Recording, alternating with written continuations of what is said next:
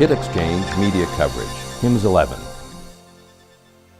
About 3 years ago, we decided to create this parody company called Extormity, and it's sort of the embodiment of all the bad antics that some of the EHR vendors have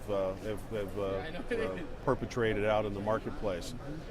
Because one of the things that we heard quite often when we went out to talk to physicians about our EHR and PHR products was, look, I've got a horror story.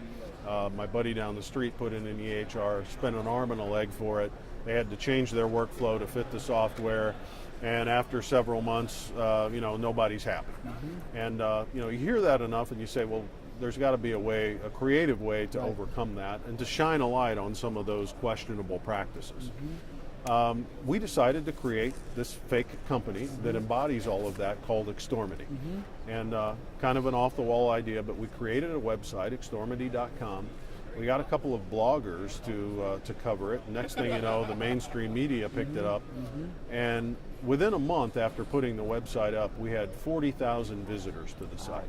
And people were spending 8, 10, 20 minutes on the site, going through it in fine detail.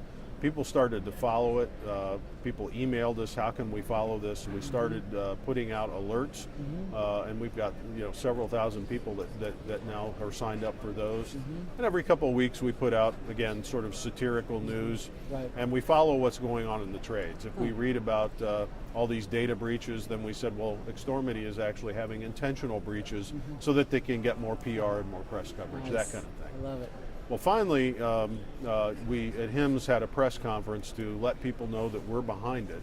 And we did that for a couple of reasons. First of all, with all of the stimulus money flooding the market, you finally got a lot of those reluctant physicians who are saying, it's time to make a decision.